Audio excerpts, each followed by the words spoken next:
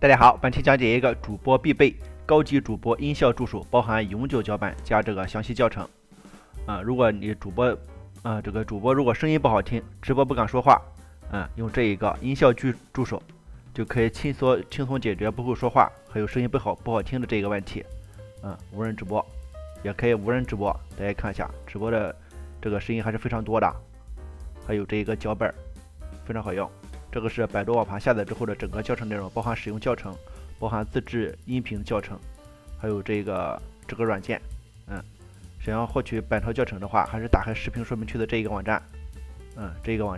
然后搜索标题的部分关键词，比如说主播，或者是音效，或者是音效助手，